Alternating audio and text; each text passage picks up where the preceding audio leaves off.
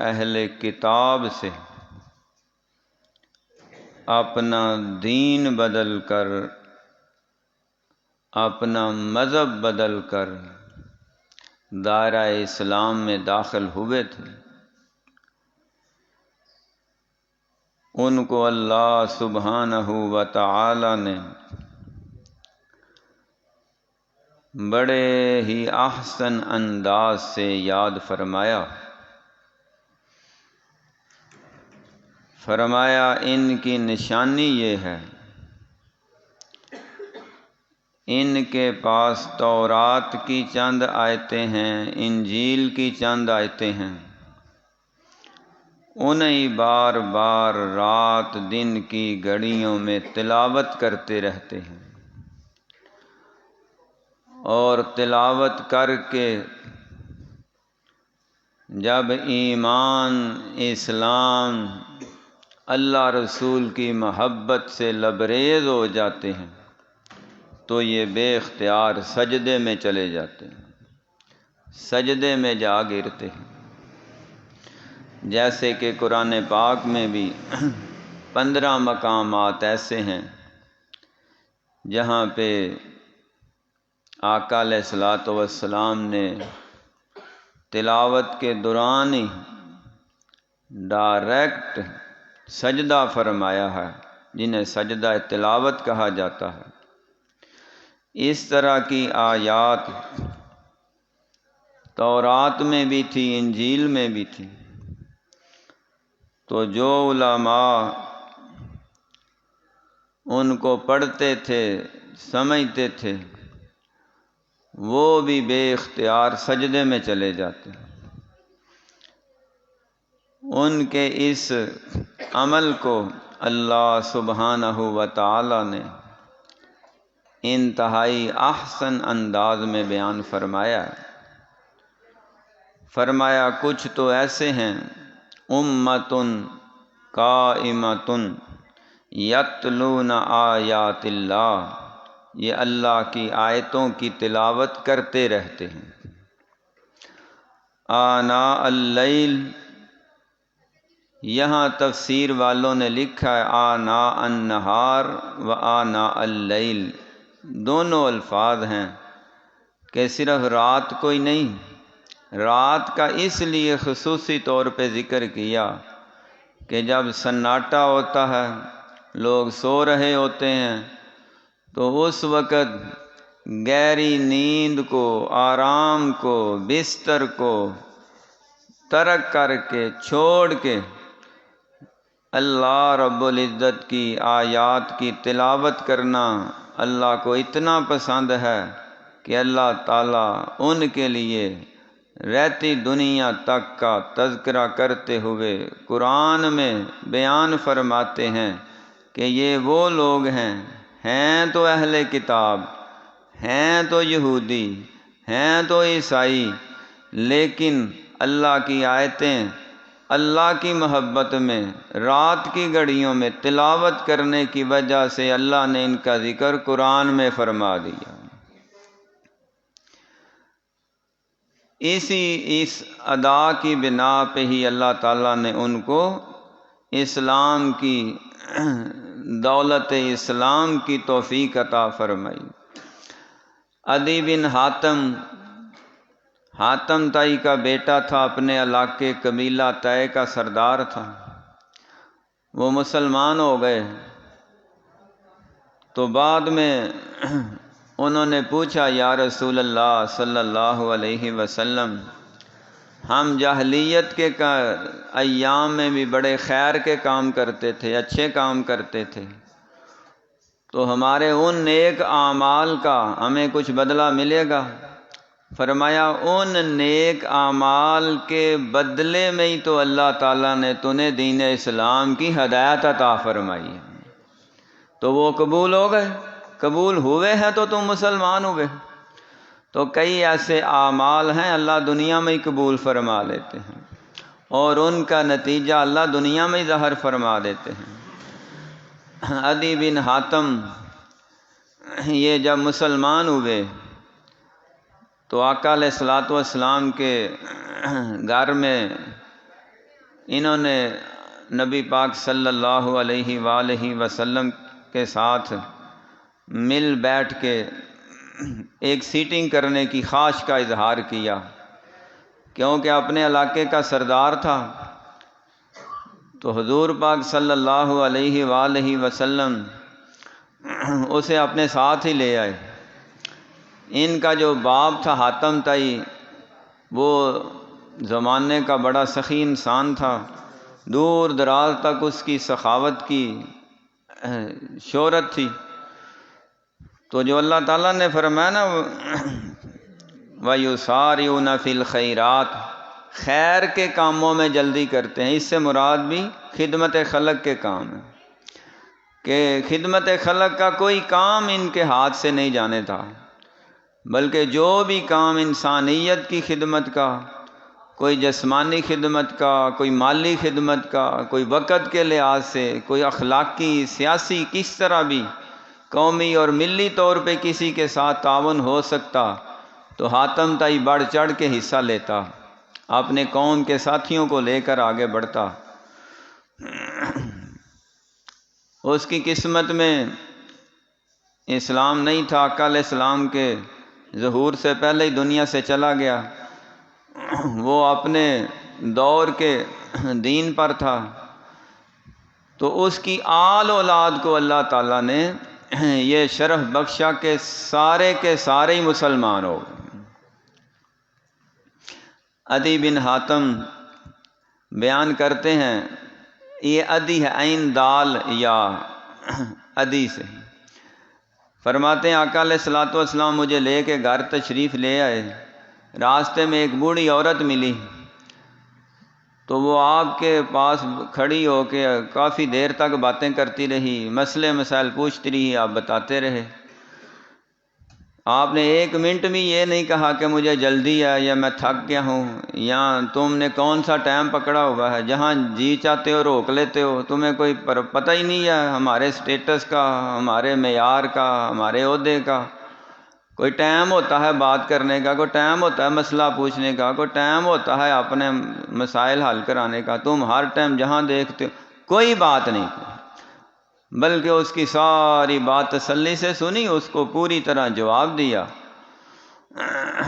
تو عدی کہتے ہیں میرے دل میں پہلی بات یہ آئی کہ یہ بادشاہ نہیں ہو سکتے، اگر کوئی بادشاہ ہوتا تو اس کے ساتھ کوئی نہ کوئی باڈی گارڈ ہونے تھے، کوئی آگے پیچھے لاؤ لشکر ہونا تھا، وہ بھی نہیں، اور پھر بادشاہوں کے مزاج یہ نہیں ہوتے، یہ تو اتنے نرم دل انسان ہیں کہ ایک عورت نے، اور وہ بھی کوئی بوڑھی عورت، پتہ نہیں اس کا کوئی بیک گراؤنڈ ہے کہ نہیں ہے، کوئی خاندانی بھی ہے کہ نہیں ہے، تو اس نے اپنے ذاتی مسئلے کے لیے اتنے بڑے نبی کو روک لیا ہے، تو یہ نہیں محسوس کیا کہ اس کی خاطر میں روکا رہوں، یہ پیغمبر ہی ہو سکتے ہیں، بادشاہ نہیں ہو سکتے۔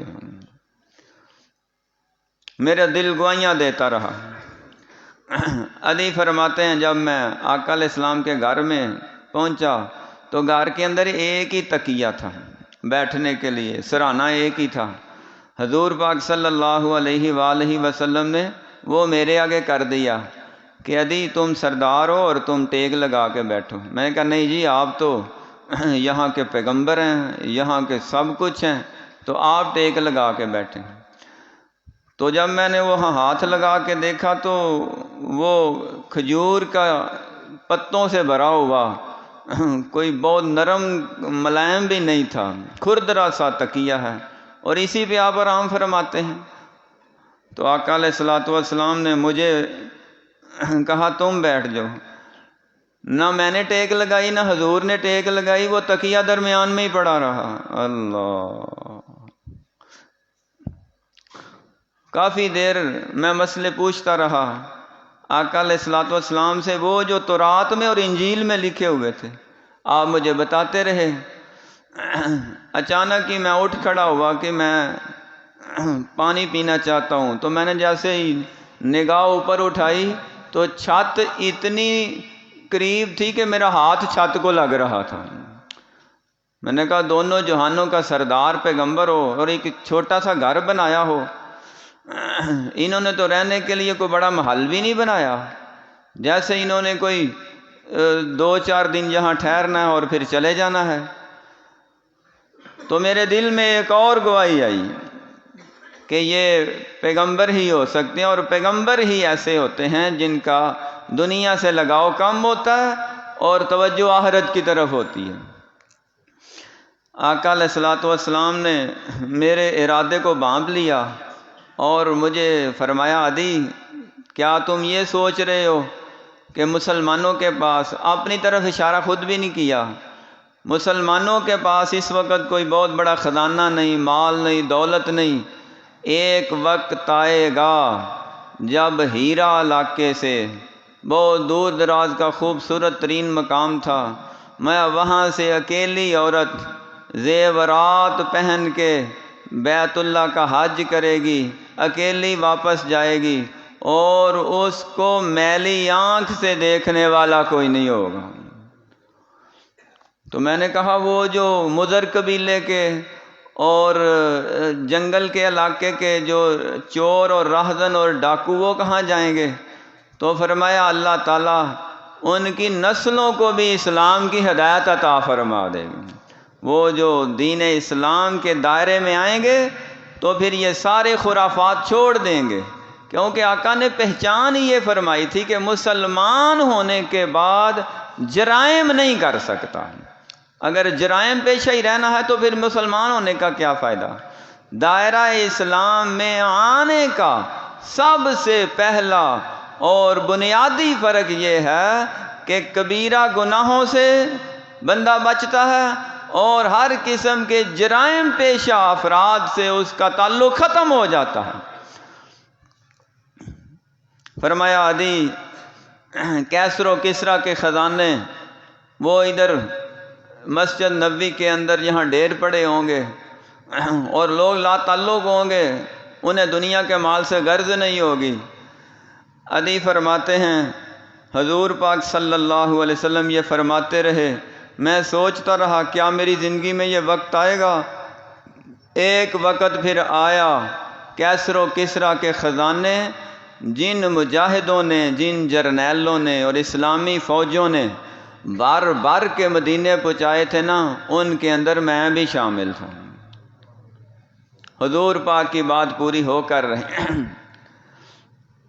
اور عدی فرماتے ہیں کہ وہ عورت میں نے خود دیکھی جو زیورات سے لدی پھندی اکیلی اونٹنی پہ سوار ہے، اس نے بیت اللہ کا حج کیا، واپس ہیرا کا علاقہ، وہ دور دراز کا علاقہ جہاں پہ راستے میں بڑے کھٹن قسم کے حالات تھے، تو وہ بے خوف و خطر ایسے آ رہی تھی، جا رہی تھی جیسے وہ اپنے گھر کے صحن میں ٹہل رہی ہے۔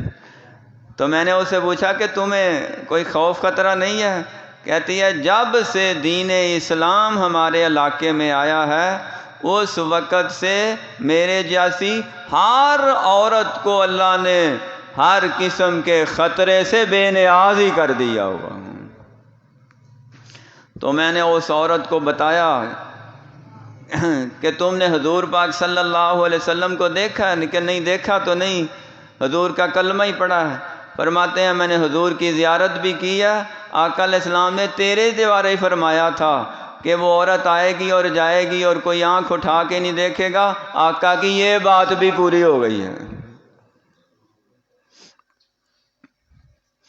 تو وہ حضرات جنہوں نے تورات سے پڑھ کے، انجیل سے پڑھ کے آقا علیہ الصلوۃ والسلام کی نشانیاں، دین اسلام قبول کیا تھا، وہ دین اسلام میں اس قدر پکے، پختہ اور مضبوط ثابت ہوئے کہ رہتی دنیا تک کے لیے لوگوں کو پیغام دیا کہ جو حضور پیغمبر علیہ الصلوۃ والسلام فرما دیں سورج بدل سکتا ہے، محمد کا فرمان نہیں بدل سکتا صلی اللہ علیہ وآلہ وسلم۔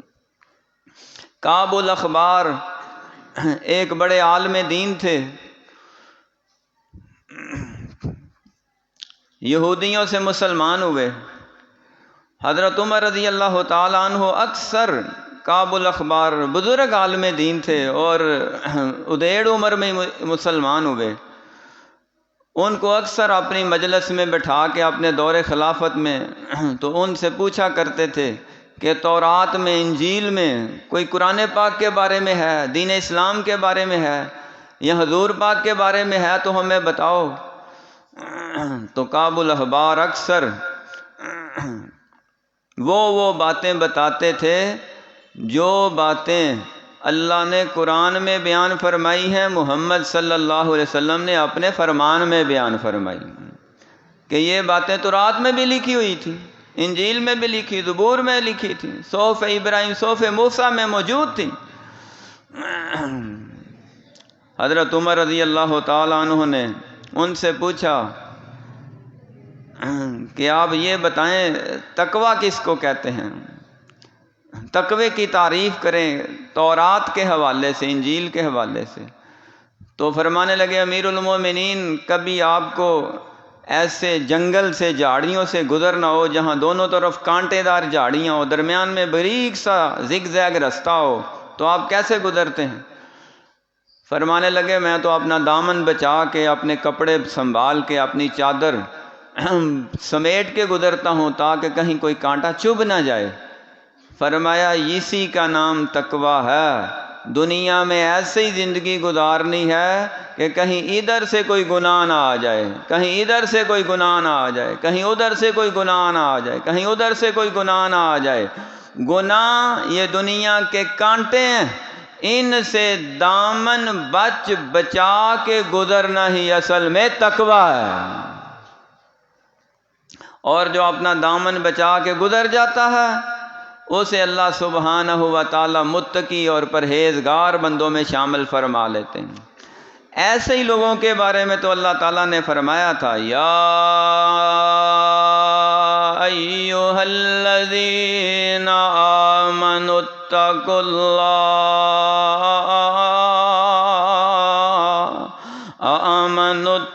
اللہ حق تقاتہ ولا تموتن الا وانتم مسلمون۔ اے ایمان والو، اللہ سے ڈرتے رہو جیسے ڈرنے کا حق ہے، اور تمہیں موت نہ آئے، اس وقت تک تمہیں موت نہ آئے جب تک تم پورے کے پورے دین اسلام میں داخل نہ ہو چکے ہو۔ پکے مسلمان بننا ہے، پکے مومن بننا ہے۔ آمنوا ادخلوا فی السلم کافہ ولا تتبعوا خطوات الشیطان۔ دین اسلام میں مکمل کے مکمل داخل ہونا ہے، اور دائرہ اسلام میں داخل ہونے کے بعد شیطان کے قدموں کی پیروی نہیں کرنی ہے۔ کوئی ایک جرم بھی شیطان کے قدموں کی پیروی ہے، کوئی ایک گناہ بھی شیطان کے قدموں کی پیروی ہے، کوئی ایک نافرمانی بھی شیطان کے قدموں کی پیروی ہے۔ اور دین اسلام یہودیت سے اگر آئے ہو، عیسائیت سے اگر آئے ہو، مجوسیت سے اگر آئے ہو، صائبین سے اگر آئے ہو، مشرکین سے اگر آئے ہو، کافرین سے اگر آئے ہو، مخالفین سے اگر آئے ہو، تو تم نے دین اسلام میں آنے کے بعد اپنی من مانی، اپنی مرضی نہیں کرنی ہے، بلکہ دین اسلام کے دائرے میں داخل ہونے کے بعد مکمل اس کو اپنے اوپر اڈاپٹ کرنا ہے، عمل کرنا ہے، اس کو اپنانا ہے۔ اگر ایک لمحے میں بھی تم نے شیطان کے قدموں کی پیروی کی تو تم مکمل مسلمان نہیں ہو سکتے ہو۔ یہ صرف ان کے لیے نہیں تھا جو پیدائشی مسلمان تھے، یہ ان سب کے لیے تھا جو یہودیت سے، عیسائیت سے، مجوسیت سے دین اسلام میں آ رہے تھے۔ عبداللہ بن سلام مسلمان ہوئے، یہ بھی یہودیوں کے عالم تھے۔ حضور پاک صلی اللہ علیہ وآلہ وسلم کی پہلی دفعہ زیارت کی اور دیکھ کر ہی کہنے لگے کہ یہ چہرہ کسی نبی کا ہی ہو سکتا ہے، یہ پیغمبر کا چہرہ، اور اس چہرے پہ جھوٹ سجتا ہی نہیں ہے، یہ کہہ ہی نہیں سکتے کہ یہ بات اللہ تعالیٰ نے فرمائی ہے اور اللہ تعالیٰ نے نہ فرمائی یہ ہو ہی نہیں سکتا۔ یہ اپنی مرضی سے نہیں بولتے، جو اللہ تعالیٰ کہتے ہیں وہی آگے بیان کر دیتے ہیں۔ اپنی مرضی سے بولنا ہوتا تو پھر کوئی اپنی بات کرتے، اپنی بات تو کرتے نہیں۔ جب بھی یہ کرتے ہیں اللہ تعالیٰ کی بات کرتے ہیں، جب بھی یہ بات کرتے ہیں دین کی بات کرتے ہیں، ایمان اسلام کی بات کرتے ہیں۔ اور روایات میں لکھا ہے یہ یثرب میں سب کچھ چھوڑ چھاڑ کے آئے اس وجہ سے تھے کہ یثرب کے اندر ان کی کتابوں کے مطابق کھجوروں والی سرزمین میں آخری نبی نے ظاہر ہونا ہے، اور دو پہاڑوں کے درمیان کے نشیبی علاقے میں یہ جو وادی ہے جس کو یثرب کہا کرتے تھے، جس کے اندر کھجوروں کی تعداد زیادہ تھی، وہاں آ کے ڈیرے لگا لیے، ایک کھجور کے درخت کے اوپر چڑھے ہوئے ہیں اور کھجوریں اتار رہے ہیں۔ عمر کا آخری حصہ ہے، انتظار کرتے کرتے کرتے کرتے بڑھاپا طاری ہو گیا۔ ایک دن وہ لمحہ بھی آ گیا کہ درخت پہ چڑھے کھجوریں اتار رہے ہیں کہ کانوں میں آواز پہنچی، کوئی کہنے والا کہہ رہا تھا طلع البدر علینا من ثنیات الوداع، طلع البدر علینا من ثنیات الوداع، وجب الشکر علینا ما دعا للہ داعی، ایہا المبعوث فینا جئت بالامر المطاع، جئت شرفت المدینہ، جئت شرفت المدینہ، مرحبا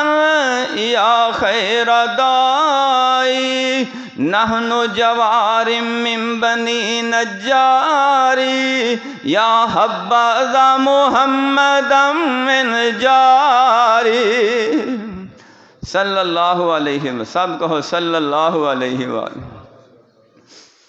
کہتے ہیں میرے کانوں میں آواز پہنچی، کوئی کہہ رہا تھا پہاڑوں سے ایک 14ویں رات کا چاند طلوع ہوا۔ میں نے کہا یہ وہی 14ویں رات کا چاند ہے جس کا مجھے بھی انتظار تھا۔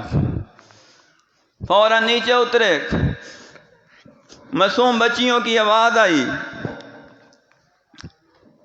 ہم تو چھوٹی بچیاں دف بجا بجا کے اسی پیغمبر کا استقبال کر رہی ہیں جن کے نام سے ہم واقف ہیں، ابھی تک زیارت نہیں کی۔ نحن جوار من بنی نجار، یا حبذا محمدن، بڑی لذت سے، بڑے سرور سے، بڑے سکون سے، بڑی محبت سے وہ بچیاں جھوم جھوم کر پڑھ رہی ہیں، یا حبذا محمدن محمدن محمدن من جاری۔ اب ہمارے نصیب چمک اٹھے، اب محمد ہمارے پڑوسی ہیں، ہم ان کے پڑوسی ہیں۔ آقا کی بار بار ہر بار ہر روز زیارت کر کے جہنم کی آگ حرام کر لیں گے۔ دیکھا تو ہم نے بھی حضور پاک کو نہیں۔ محبت سے نام اس لیے لیتے ہیں کہ دن قیامت کے حوض کوثر پہ تو زیارت ہو ہی جائے گی انشاءاللہ۔ جتنی لذت، اتنی تڑپ اور جتنی محبت سے حضور کا نام لوگے، اتنی جلدی حوض کوثر پہ باری آ جائے گی انشاءاللہ۔ فرماتے ہیں میں نیچے اترا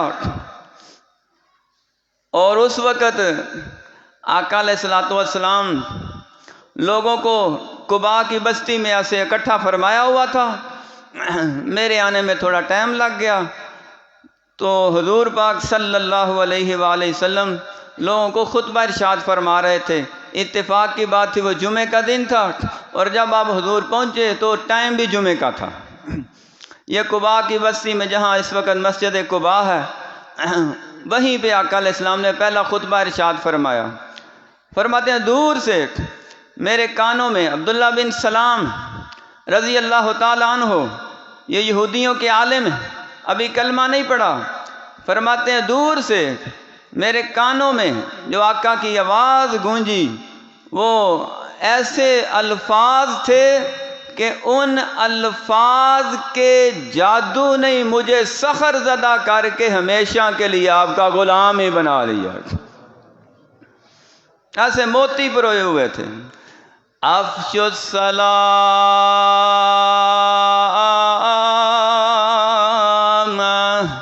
آپ لوگوں کو واز فرما رہے ہیں، یا ایھا الناس افش السلام اطعموا الطعام وصلوا الارحام صلوا باللیل والناس نیام تدخلوا الجنۃ بسلام۔ عبداللہ بن سلام کہنے لگے مجھے ایسے لگا جیسے کسی نے تورات کے ورقے کھول کے میرے سامنے کر دیے۔ جو حضور پاک پڑھتے جا رہے ہیں وہ تو تورات میں لکھا ہوا تھا، جو محمد کی نشانیاں علامتیں اللہ نے موسیٰ علیہ السلام پہ نازل فرمائی تھی، وہ حضور خود بیان فرما رہے ہیں۔ میں ہکا بکا حیران ہو گیا، انہوں نے تو تورات پڑھی نہیں، انہوں نے انجیل پڑھی نہیں، انہیں بتانے والا کون ہے؟ دل نے تسلی، یقین، اعتماد، اعتقاد اور غالب یقین یہ دیا کہ پیغمبر دنیا میں کسی کے شاگرد نہیں ہوتے، ان کا معلم اعظم عرش والا آپ ہوا کرتا۔ اللہ بتانے والا ہے، اللہ نے تو بتایا ہے کہ اے محبوب ان کو بتاؤ، سمجھاؤ۔ اور ابھی قرآن کی وہ آیات نازل نہیں ہوئی جو حضور پاک صلی اللہ علیہ وسلم تعلیم فرمانا چاہتے تھے، یہ حدیث کے وہ الفاظ ہیں جن الفاظ نے یثرب کی وادیوں کو بدل کے مدینہ منورہ بنا دیا۔ جس طرح قرآن واجب ہے اس طرح حدیث بھی واجب ہے۔ آقا علیہ السلام کا پہلا خطبہ یہ قرآن پہ مبنی نہیں تھا، حدیث پہ مبنی تھا، اور محمد کی حدیث بھی ایسے ہی سچ ہے جیسے قرآن سچ ہے۔ فرماتے ہیں میں اور قریب ہوتا گیا، میرا دل بھی قریب ہوتا گیا، میں قربان ہوتا گیا۔ آقا میری طرف ہی دیکھ رہے ہیں کہ ایک بزرگ آ رہے ہیں، اور میں اور آقا کے قریب۔ آقا علیہ السلام نے اشارہ فرمایا قریب آ جاؤ۔ میں چلتا چلتا قریب جا کے بیٹھ گیا۔ آپ فرمانے لگے افشوا السلام،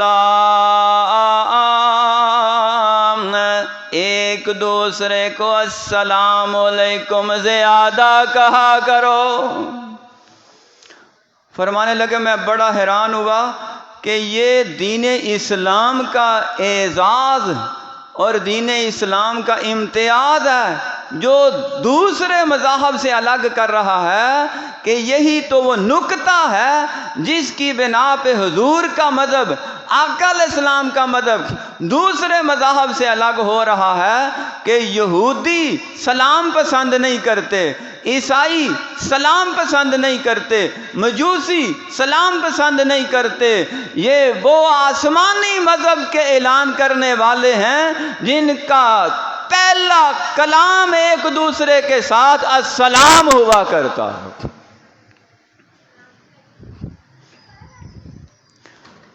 تو پہچان ہو گئی مسلمان وہ ہے جو مسلمان کو دیکھ کے السلام علیکم کہے۔